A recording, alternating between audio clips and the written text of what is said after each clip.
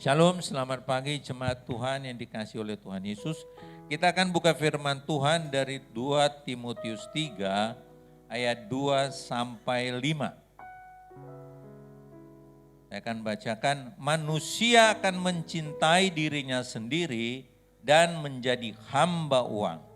Mereka akan membual dan menyombongkan diri. Mereka akan menjadi pemfitnah. Mereka akan berontak terhadap orang tua dan tidak tahu berterima kasih, tidak mempedulikan agama, tidak tahu mengasihi, tidak mau berdamai, suka menjelekkan orang, tidak dapat mengekang diri, garang, tidak suka yang baik, suka mengkhianat, tidak berpikir panjang, berlagak tahu, lebih menuruti hawa nafsu daripada menuruti Allah. Secara lahiriah mereka menjalankan ibadah mereka, tetapi pada hakikatnya mereka memungkiri kekuatannya. Jauhilah mereka itu. Judul perikop firman Tuhan ini keadaan manusia pada akhir zaman. Dari ayat firman Tuhan yang kita baca tadi, saya catat ada 20. Tapi saya enggak akan bahas semuanya. Ya, jadi tanda-tanda manusia pada akhir zaman ini ada 20. Saya akan bahas hanya beberapa saja. Ya, yang pertama, manusia akan mencintai dirinya sendiri dan menjadi hamba uang. Mencintai diri. Nah, di dalam bahasa Yunaninya itu disebut philaptos, ya artinya fond of oneself atau selfish, yaitu menyukai diri sendiri atau egois. Beda ya, mengasihi diri sendiri. Kita harus mengasihi diri sendiri. Kenapa? Karena kita ini adalah ciptaan Tuhan yang paling berharga. Dan tubuh kita ini adalah baitnya Allah. Kalau kita nggak mengasihi diri sendiri, maka orang akan memperlakukan tubuhnya itu dengan tidak baik. Contoh sekarang ini kan ada istilah anak-anak punk, ya, rambutnya diapain, hidungnya ditaruh apalah segala macam. Nah, itu tidak mengasihi dirinya sendiri. Termasuk contohnya suka begadang atau merokok, minum-minum, mabuk dan sebagainya.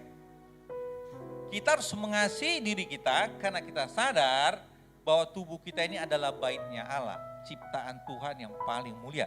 Tapi firman Tuhan ini mengingatkan bahwa manusia pada akhir zaman ini kesukaannya, kecenderungannya adalah egois. Dulu bagaimana? Apakah enggak ada? Ada.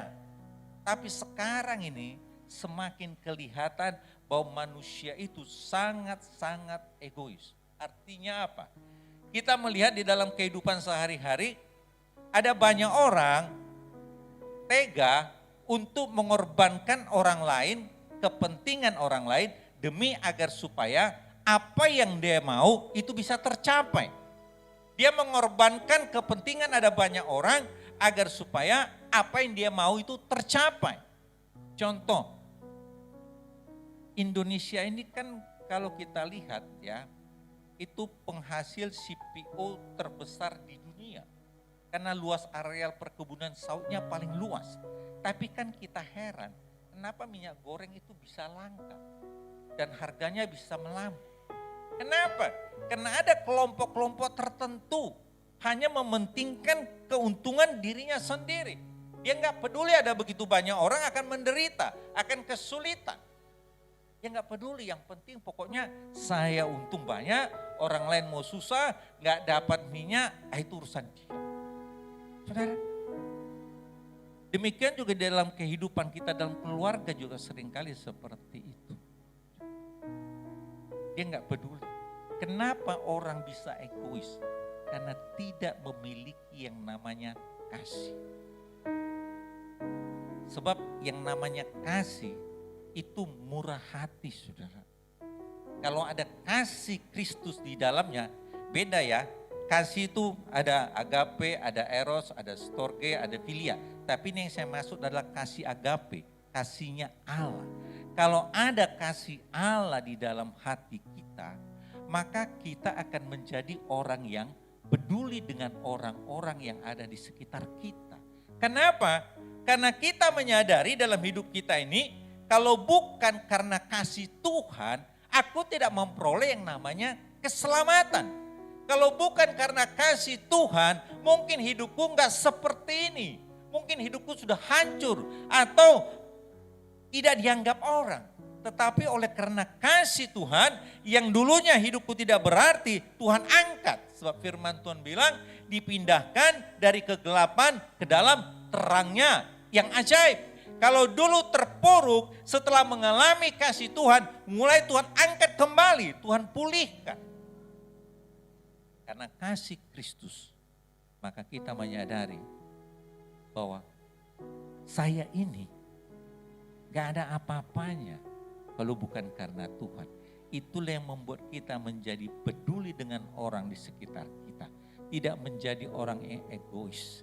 Tapi kalau belum dia mengalami yang namanya kasih agape, kasih Allah itu, kecenderungan manusia pada umumnya adalah egois, mementingkan dirinya sendiri. Kenapa di dalam rumah tangga seringkali terjadi percekcokan? Kenapa di dalam rumah tangga bahkan sampai-sampai ada yang memutuskan untuk berpisah? Karena egois, saudara. Padahal firman Tuhan mengatakan, dua menjadi satu. Apa yang sudah dipersatukan Tuhan tidak boleh dipisahkan manusia kecuali kematian. Kenapa? Dua menjadi satu memang bukan sesuatu yang gampang. Karena punya latar belakang yang berbeda, pendidikan yang berbeda, karakter yang berbeda. Jadi saling menggesek satu yang lain. Tapi firman Tuhan bilang besi menajamkan besi. Jadi seharusnya kalau kita punya kasih, maka kita akan memahami keadaan pasangan kita. Maka kita akan menjadi lebih rendah hati. Kita akan mengalah. Tetapi karena tidak ada kasih, maka yang keluar egonya, maka yang terjadi apa? Keadaan maka semakin meruncing. Karena egonya semakin menonjol. Maka akhirnya terjadilah yang namanya perpisahan. Saudara, inilah manusia pada akhir zaman ini. Egois karena kehilangan yang namanya kasih agape. Kenapa? Kita bilang, wah Pak, hidup ini memang semakin sulit. Memang firman Tuhan bilang seperti itu. Tapi saya mau beritahu saudara, keadaan memang semakin sulit. Tapi firman Tuhan mengatakan, orang benar dipelihara oleh Tuhan. Ini firman Tuhan bilang, orang benar dipelihara oleh Tuhan. Saudara. Dan justru dalam keadaan seperti inilah, maka orang-orang akan melihat Allah mana yang benar, Allah mana yang tidak. Karena kita sama-sama mengalami yang namanya krisis. Kita sama-sama mengalami yang namanya kesulitan. Tetapi orang benar Tuhan pelihara. Orang benar tidak kelaparan. Orang benar tidak kekurangan. Tuhan pelihara, Tuhan cukupkan segala keperluan dalam kehidupan kita. Saudara, kasih membuat orang tidak egois. Tapi karena situasi, orang kehilangan kasih. Kalau saudara baca, kadang-kadang kita kalau baca berita medsos apa segala macam, aduh, baru-baru ini saya betul-betul memang tidak ada kasih. Anak sendiri loh, tega membunuh ibunya. Karena apa? Ini barusan aja nih, saya baca di media. Karena apa? Yang namanya anaknya ini memang nakal. Sertifikat rumah orang tuanya digadaikan. Terus itu hartanya diambil, dijual. Ya siapa yang tidak marah? Orang tua mana yang tidak marah? Lalu karena dia sering dimarahin, akhirnya dia nekat. Dia bunuh orang tuanya. Orang tuanya kandung yang mengandung dia 9 bulan. Bayangkan, yang membesarkan dia dan yang menyusui dia. Tapi tega dia bunuh. Gak ada kasih, saudara. Karena egois. Karena mementingkan apa yang dia mau. Keinginan duniawi. Saudara, itulah manusia pada akhir zaman ini. Semakin egois, saudara. Oleh sebab itu, saudara yang dikasih oleh Tuhan, saudara jangan heran, jangan kaget. Tetapi bukan berarti kita menjadi seperti itu. Justru sebaliknya saudara. Kita semakin mendekat kepada Tuhan. Supaya kita mengalami yang namanya kasih Allah. Supaya kita bisa berbagi dengan orang-orang yang kekurangan kasih. Kasihan mereka saudara sebenarnya. Kasihan. Kalau kita memiliki kasih Kristus, mungkin secara duniawi kita dicukupkan pas. Tapi hati ini rasanya bahagia saudara. Tapi kalau saudara nggak punya kasih agape, walaupun secara dunia saudara mungkin berkelebihan. Tapi kalau saudara tidak punya namanya kasih Allah, itu semuanya nggak ada artinya saudara. Saudara mengalami kekosongan. Saudara mengalami yang namanya kekeringan. Sehingga saudara merasa, buat apa sebenarnya hidup ini? Hidup ini terasa hampa, saudara. Tapi kalau saudara punya yang namanya kasih, saudara akan semakin bersemangat di dalam hidup ini. Saudara semakin bergairah di dalam hidup ini. Karena saudara tahu, ada kasih Allah yang diam di dalam saudara. Dan itu yang membuat kita untuk apa? Firman Tuhan bilang, hukum yang terutama, kasihilah Tuhan Allahmu dengan segenap hatimu. Hukum yang pertama, kasihilah sesamamu manusia seperti dirimu sendiri. Kalau kita mengalami kasih Allah, itulah yang membuat kita untuk bisa mengasihi sesama kita. Semakin kita penuh dengan kasih agape, maka kita pun semakin berbagi kepada orang lain. Karena kita juga mau orang-orang yang belum mengalami kasih agape supaya mereka juga mengalami. Karena apa? Kita juga pernah mengalami yang namanya kekosongan, kekeringan. Betapa sakitnya mengalami kekosongan, kekeringan. Tidak ada kasih di dalam Tuhan. Tetapi kita dipenuhi oleh kasih yang berlimpah. Maka kita pun akan menyalurkannya kepada orang lain. Supaya apa? Mereka juga mengalami kasih yang sama. Karena Allah mengasihi semua manusia. Dan untuk itulah Dia datang ke dunia ini. Saudara yang dikasihi oleh Tuhan Yesus. Firman Tuhan berkata di dalam Kisah Para Rasul 20 ayat 35. Para Rasul 20 ayat 35. Dalam segala sesuatu telah kuberikan contoh kepadamu, bahwa dengan bekerja demikian kita harus membantu orang-orang yang lemah dan harus mengingat perkataan Tuhan Yesus. Sebab Ia sendiri telah mengatakan, adalah lebih berbahagia memberi daripada menerima. Tuhan Yesus berkata, lebih berbahagia memberi daripada menerima.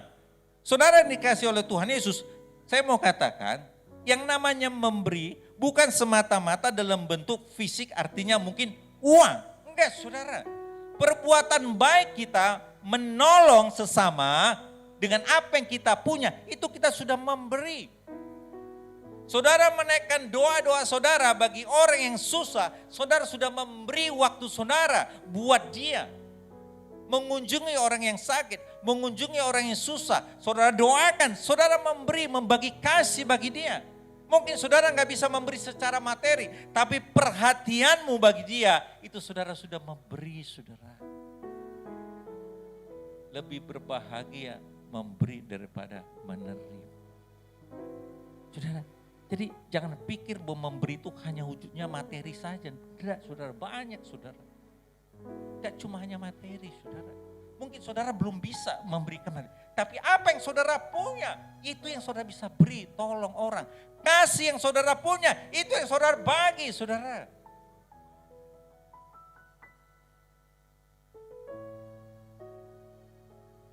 Akhir zaman ini, orang gak peduli dengan sesamanya.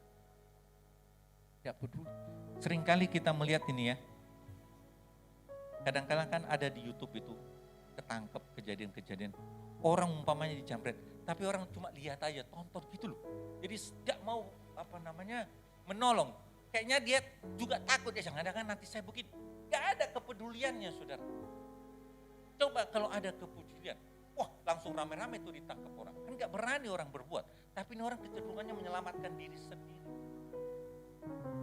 Saudara, itulah keadaan manusia akhir zaman ini.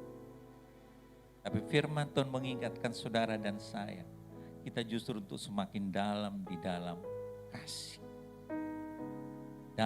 Di dalam kasih Kristus. Karena firman Tuhan bilang dunia akan menuju kepada kebinasaan saudara. Jadi ini waktunya saudara. Mari kita semakin lagi di dalam kasih Kristus, kasih agape. Orang yang tidak percaya kepada Yesus punya kasih, punya. Dia suka menolong sesama. Tapi bukan kasih agape saudara. Kasih filia, saudara, storge saudara. Karena teman, jadi dia mengasihi. Tapi yang Tuhan mau adalah kasih agape. Kasih yang dari Allah. Itu yang kita bagikan kepada sesama. Yang kedua, tanda-tanda akhir zaman. Dan ini bukan berarti sekarang gak ada, dulu pun sudah ada, hamba uang. Saudara, apakah dulu gak ada? Ada. Contohnya siapa? Yudas, murid Tuhan Yesus. Kita lihat di dalam Matius 26 ayat 15.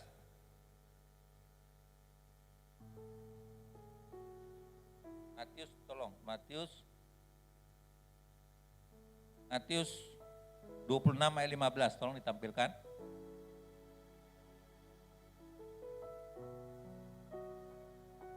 Nah. Ia berkata, ini Yudas, apa yang hendak kamu berikan kepadaku supaya aku menyerahkan Yesus kepada kamu? Mereka membayar 30 uang perak kepadanya. Yudas itu muridnya Tuhan Yesus loh. 3,5 tahun tidur makan bersama Yesus. Dan dia melihat mujizat. Dan Yudas itu bendaharanya loh. Yang pegang uang. Tapi apa yang terjadi? Justru dia menjual Yesus. Karena apa? 30 uang perak. Hamba uang. Apakah uang salah? Enggak saudara. Saudara butuh uang enggak? Halo, siapa yang butuh uang banyak? Coba angkat tangannya. Wah, enggak mau ya? Saya mau punya uang banyak. Uang itu enggak salah. Tapi firman Tuhan bilang, cinta akan uang adalah akar dari segala kejahatan. Cinta akan uang adalah akar dari segala kejahatan. Saudara, hamba uang itu dia kehilangan rasa puas. Ya, jadi namanya sudah hamba. Kehilangan rasa puas. Kita lihat Pengkhotbah 5 ayat yang ke-9. Pengkhotbah 5 ayat yang ke-9. Pengkhotbah 5 ayat 9. Satu lagi. Siapa mencintai uang tidak akan puas dengan uang. Dan siapa mencintai kekayaan tidak akan puas dengan penghasilannya. Ini pun sia-sia. Saudara, hamba uang itu kehilangan rasa puas. Dia sudah peroleh segini, masih gak puas, pengen lagi, masih lagi, pengen lagi saudara. Gak ada rasa puasnya, dengan kata lain, gak ada ucapan syukurnya saudara. Merasa masih kurang. Makanya, kenapa ada banyak ya pejabat-pejabat penting akhirnya masuk ke Prodeo, hotel Prodeo. Kenapa? Itu tadi gak puas saudara. Sudah punya jabatan, penghasilan jauh lebih baik dari banyak orang, tapi pengen lagi. Akhirnya mengambil yang bukan haknya, alias korupsi. Saudara, atau mencuri yang bukan kepunyaan. atau menipu, saudara. Karena gak puas dengan apa yang sudah dia punya. Gak puas, saudara. Hati-hati, saudara. Di kalangan gereja juga banyak seperti ini. Jangankan jemaat, hamba Tuhan, pendeta pun banyak, saudara. Sudah diberkati, masih merasa kurang puas. Dia bandingkan, wah hamba Tuhan ini sekarang mobilnya naik begini. Wah aku juga pengen. Wah, saudara, hati-hati saudara. Rasa kurang puas ini bisa menjebak kita akhirnya jatuh di dalam dosa. Karena enggak mensyukuri apa yang dia punya. Saya kagum dengan hamba Tuhan Bapak Rohani kita di GAB, Pak Hosea. Sampai sekarang dia tinggal di gereja, saudara. Bukan rumah sendiri, gereja. Padahal ada jemaat memberikan dia rumah, tapi dia gak mau. Dia kasih kanannya, enggak, saya di sini saja. Ini sudah lebih dari cukup, saudara. Gak gampang saudara bisa seperti. Tapi dia punya hati karena mengasihi Tuhan. Apa yang ada udah cukup bagi dia. Nah, merasa cukup puas dengan apa yang sama kita pun begitu saudara. Puas cukup dengan apa yang saudara. Makanya firman Tuhan mengatakan gini, ada firman Tuhan mengatakan, setialah dalam perkara kecil, maka Tuhan akan apa? Percayakan perkara yang besar. Artinya kalau kita merasa puas dengan apa yang kita sudah punya, Tuhan akan percayakan lagi. Karena Tuhan tahu, oh dia tahu mensyukuri apa yang dia punya. Gak selalu merasa kekurangan, gak bersungut-sungut seperti bangsa Israel. Sudah keluar dari perbudakan, begitu ada masalah, wah lebih enak kami waktu di sana, kenapa Musa bawa kami? Akhirnya banyak mereka yang mati di tengah perjalanan. Yang lolos sampai ke tanah perjanjian, ke tanah Kanan hanya 2, yaitu Yosua dan Kaleb. Selebihnya semua mati di perjalanan. Karena apa? Dosa bersungut-sungut. Selebihnya yang masuk itu adalah yang lahir di tengah-tengah perjalanan. Saudara, hati-hati. Akhir-akhir ini ada banyak orang tidak merasa puas dengan apa yang dia punya. Hati-hati saudara. Gak lama lagi sangkakala akan berbunyi saudara. Kita gak tahu kapan waktunya, tapi firman Tuhan bilang bersiap-siaplah, berdoa dan berjaga-jagalah senantiasa. Tidak puas. Yang kedua, kenapa orang menjadi hamba uang? Menjadi serakah saudara. 1 Timotius 6 ayat 9 dan 10, coba tolong 1 Timotius 6.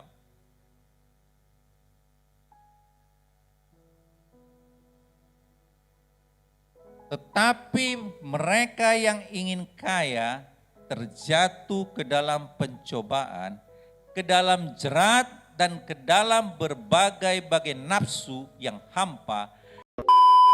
Tuhan mengatakan bahwa iblis adalah bapa segala pendusta.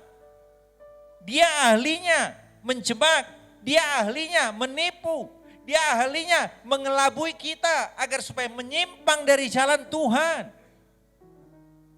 Kelihatannya memang menyenangkan, kelihatannya memang menggiurkan, tapi ujungnya adalah kebinasaan, saudara. Saya mau ingatkan saudara, hidup ini adalah pilihan saudara. Semua terbentang di hadapan kita, tapi mana yang saudara mau pilih? Itu tergantung saudara. Kalau kebenaran firman Tuhan ada di dalam hidupmu, maka saudara akan memilih mengikuti apa yang Tuhan katakan. Walaupun dunia mengatakan, waduh bodoh sekali ini orang, ada kesempatan kok dia lepasnya. Tapi karena saudara tahu ujungnya nanti kemana, maka saudara tolak apa yang dunia tawarkan. Tapi saudara pilih apa yang Tuhan mau. Saudara, hidup ini saudara, pilihan. Keadaan menggiurkan saudara, menantang kita untuk apa? Untuk melakukan hal-hal yang tidak baik. Contoh dalam Alkitab, saudara baca dalam Kisah Para Rasul cerita Ananias dan Safira. Saudara, dia menjual tanah, tapi dia berbohong kepada para rasul. Akibatnya apa yang terjadi? Ananias Safira mati seketika, tampar sama malaikat. Karena dia berbohong, dia tidak jujur, saudara. Karena apa? Karena serakah tadi, saudara. Jadi hati-hati, hati-hati saudara. Tuhan mau supaya hidup kita pada akhir zaman ini menjadi lebih baik, menjadi lebih baik. Firman Tuhan berkata di dalam Ibrani 13, Ibrani 13 ayatnya yang kelima. Tolong pemain musik bisa tampil ke depan. Ibrani 13 ayat yang kelima. Janganlah kamu menjadi hamba uang dan cukupkanlah dirimu dengan apa yang ada padamu. Karena Allah telah berfirman, aku sekali-kali tidak akan membiarkan engkau, dan aku sekali-kali tidak akan meninggalkan engkau. Saudara yang dikasihi oleh Tuhan Yesus, firman Tuhan berkata, cukupkanlah dirimu dengan apa yang ada